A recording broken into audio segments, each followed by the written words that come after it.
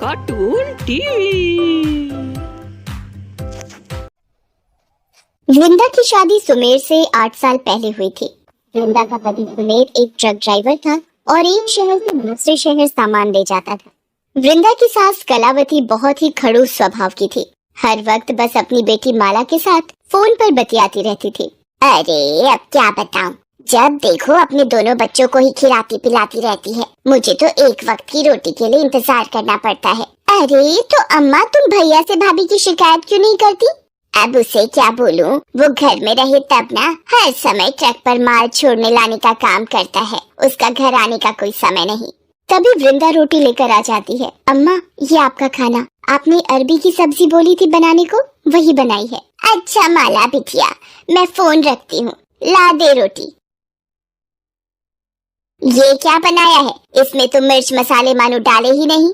कलावती वृंदा को ताने मारना नहीं छोड़ती थी। सुमेर जब भी काम के लिए जाता तो कलावती घर खर्च के बहाने सुमेर से पैसे मांग लेती थी और माला के साथ फिजूल खर्ची कर देती थी। एक दिन वृंदा ने सुमेर से कहा, मुझे थोड़े पैसे दे देते, घर का राशन लाना है। अभी पिछले सोमवार ही तो अम्मा को 2000 रुपए पकड़ा कर गया था। राशन क्यों नहीं लिया अभी तक? रुको, मैं अम्मा से पूछता हूँ। अम्मा, अरे इधर आना जरा।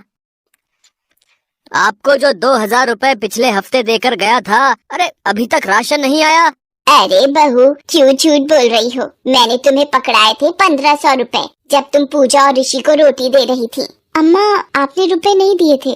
बहू, मुझे झूठ बोलकर क्या मिलेगा?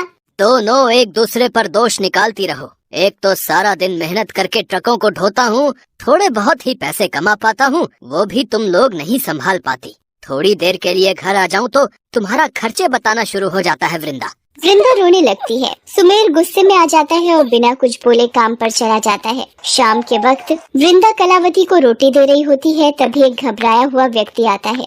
भाभी जी, वो सुमेर भैया के ट्रक का एक्सीडेंट हो गया है, उनको गहरी चोटें आई हैं, जल्दी चलिए। क्या अभी इस वक्त वो कहाँ है किशन भैया?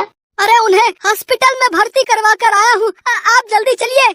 हाँ भैया, बस मैं चल रही हूँ। हे भगवान, मेरे बेटे को ये क्या हो गया? मैं भी साथ चलती हूँ।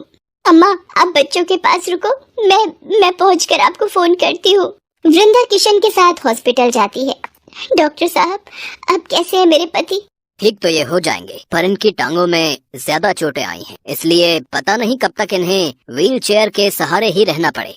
वृंदा ये सब सुनकर चिंता में भर जाती है और फूट फूट कर रोने लगती है। सुमेर अब अपाहिज की जिंदगी गुजारेगा, ये बात वृंदा को मन ही मन खा रही थी, पर सुमेर को हिम्मत देना वृंदा की जिम्मेदारी थी। कुछ दिन बाद सुमेर घर आ जाता है।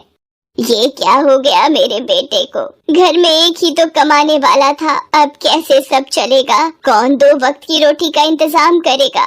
कलावती की ये बातें सुनकर वृंदा बहुत दुखी होती है। वृंदा, अम्मा ठीक ही तो कह रही हैं, मैं शायद कभी नहीं चल पाऊंगा। घर कैसे चलेगा वृंदा, घर कैसे चलेगा? आप परेशान मत हो, सब ठीक हो जाएगा। वृंदा सोच में पड़ जाती है, उसे कुछ समझ नहीं आ रहा होता। एक दिन, माँ, अब आप अच्छा खाना क्यों नहीं देती हो? वही थोड़े से उबले चावल ही दे देती हो। बना दूंगी अच्छा खाना, अभी तुम्हारे बापू की तबीयत खराब है ना, इसलिए नहीं बना रही। माँ, क्या हम पूरी सब्जी तब खाएंगे जब बापू ठीक होंगे? मुझे अपने परिवार के लिए खुद कोशिश करनी होगी, मुझे पैसे कमाने होंगे, पर कैसे? वृंदा काम ढूंढने के लिए घर से निकलती है कि शायद उसे कोई काम मिल जाए। जगह जगह पूछने पर भी उसे कोई काम नहीं मिलता। शाम को थकी हारी जब वृंदा वापस आ रही होती है, तब उसे किशन मिल जाता है। वो वृंदा से कहता है, अरे आप सुमेर की तबीयत कैसी है भाभी जी? क्या बोलूं भाई साहब, हमारे परिवार को पता नहीं किसकी नजर लग गई। वृंदा किशन से बात करते करते घर तक आ जाती है। किशन को वृंदा के साथ आता देखकर कलावती गुस्से में आ जाती है। देख बहू, हमारे यहाँ औरतों ने कभी भी घर से बाहर जाकर काम नहीं किया, और इस तरह से किसी पराये मर्द से हंसी ठिठोली करने की जो तुम्हारी आदत है, वो देखते हुए मैं तुम्हें बाहर काम नहीं करने दूंगी। समझ में आया? अम्मा, ऐसी कोई बात नहीं है। किशन भाई साहब मुझे नुक्कड़ पर ही मिल गए थे तो इन्हें देखने आ गए। मुझे कुछ नहीं सुनना, तू बाहर जाकर काम नहीं करेगी, मैंने एक बार बोल दिया। अब मैं क्या करूं? अम्मा मुझे बाहर काम नहीं करने देंगी, पर पैसे कहाँ से आएंगे? तभी वृंदा के बापू का फोन आ जाता है। वृंदा, अब दामाद जी कैसे हैं? अभी उन्हें पता नहीं बापू कितना समय और लगेगा ठीक होने में। वृंदा अपने बापू को सारी बात बताती है। वो उसे कुछ याद दिलाता है। वृंदा, तुझे वो बचपन के दिन याद हैं जब एक बार... अरे राघव बेटा, थोड़ी देर मेरे पास बैठकर टोकरी बनानी सीख ले। ऐसी टोकरी बनाना सिखाऊंगा कि तू मेरे से भी ज्यादा महंगी टोकरी बेचेगा। मुझे नहीं सीखनी बापू कोई टोकरी बनानी, मैं खेलने जा रहा हूँ। बापू मुझे भी टोकरी बनाना सिखाओ ना, फिर मैं भी सुंदर टोकरियाँ बनाकर बेचूंगी। मेरी वृंदा टोकरी बनाना सीखेगी। आ बेटिया, मैं तुझे सबसे बढ़िया टोकरी बनानी सिखाऊंगा, ठीक है? देखते ही देखते वृंदा बहुत सुंदर टोकरियाँ बनाना सीख जाती है। याद वापस आ जाती है। वृंदा का बापू कहता है, वृंदा मेरी बेटिया, याद आया कुछ? मैं समझ गई बापू, मुझे क्या करना है। वृंदा को अपने बापू द्वारा बचपन में सिखाया गया हुनर याद आ जाता है। वो सास से अगर टोकरी बनाने का सामान लाने के लिए कहती तो वो साफ मना कर देती। वृंदा के पास चांदी की पायल थी, जिन्हें बेचकर वो लकड़ी के कुछ बांस खरीद कर लाती है और टोकरी बनाना शुरू कर देती है। वृंदा, ये तुम क्या बना रही हो? तुम्हें पता है अम्मा फिर तुम्हें बोलेंगी। मैं कुछ टोकरियाँ बनाने की कोशिश कर रही हूँ, शायद बिक जाए और कुछ पैसे आ जाए। ये बेकार के काम तू करने छोड़ दे, ऐसे टोकरियाँ बिकने लगी तो हो गए हम अमीर। वृंदा फिर भी टोकरियाँ बनाना नहीं छोड़ती। वो 6 टोकरियाँ बना लेती है। तभी उसके पड़ोस में रहने वाले मदन चाचा आ जाते हैं। अरे वृंदा बहू, ये क्या टोकरियाँ बना रही हो? जी चाचा, सोचा इन्हें बेचकर कुछ पैसे आ जाएंगे।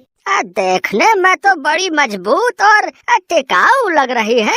2 टोकरी मैं ले लेता हूँ। तुम्हें पता है अब मेरी फलों की दुकान है, पहले मैं 2 इस्तेमाल करके देखता हूँ, ठीक है ना? कितने रुपए हुए? चाचा, आपसे पैसे कैसे ले लूं? अरे बहू, ये तुम्हारा काम है और मेहनत के पैसे लेना तुम्हारा हक है। ये 200 रुपए इन 2 टोकरियों के मेरी तरफ से। शुक्रिया चाचा। वृंदा उस दिन खुश थी कि उसे और टोकरियां बनाने के पैसे मिल गए। वृंदा और बांस खरीद कर लाती है और उससे और टोकरियां बनाती है। माँ, ये तो बहुत सुंदर टोकरी है, मुझे भी बनानी सीखनी है। माँ, मुझे पहले सिखाना, मैं बड़ा हूँ। हाँ हाँ, तुम दोनों सीख लेना।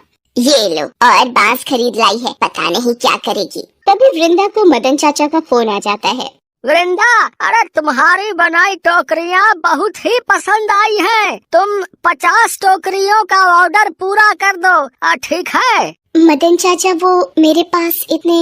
वृंदा, मुझे पता है इतनी टोकरियाँ बनाने के लिए जो भी लगे, इसलिए दुकान के लड़के के हाथ 5000 रुपए एडवांस भिजवा रहा हूँ, ठीक है? मदन चाचा की 50 टोकरियां बनाने के बाद अब वृंदा के पास काफी लोग टोकरियों का ऑर्डर लेकर आते थे। धीरे धीरे वृंदा की टोकरियों का काम अच्छा चल गया। अब तो उसकी सास भी इस काम में उसका हाथ बटाने लगी। सुमेर भी अपनी पत्नी की मेहनत और हुनर देखकर खुश था। एक दिन जब वृंदा की ननद माला मिलने आई, अम्मा, ये भाभी ने क्या नया ड्रामा शुरू कर दिया है? आपने हाँ कैसे कर दी इस काम के लिए? देख माला, वृंदा ने बहुत मेहनत करके ये काम आगे बढ़ाया है। ये इसकी काबिलियत है जो आज घर परिवार का खर्च चल रहा है, वरना हम सब भूखे मरते। और सुमेर भी अब ठीक हो रहा है, वो आज वृंदा की वजह से ही है। तुम भी अपनी भाभी के काम की तारीफ करो।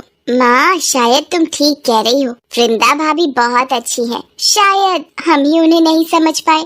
धीरे धीरे सब ठीक हो जाता है। ठीक होकर सुमेर ट्रक तो नहीं चला पाया, इसलिए वृंदा के काम में ही मदद करने लगा। अब कलावती और माला भी वृंदा के साथ बहुत अच्छे से व्यवहार करने लगे। वृंदा की बनाई टोकरियां हर जगह मशहूर हो गयी। वृंदा ने ये बात जब अपने बापू को बताई तो वो भी बहुत खुश हुए। एक गरीब टोकरी बनाने वाली वृंदा को उसकी काबिलियत और मेहनत का फल मिल चुका था।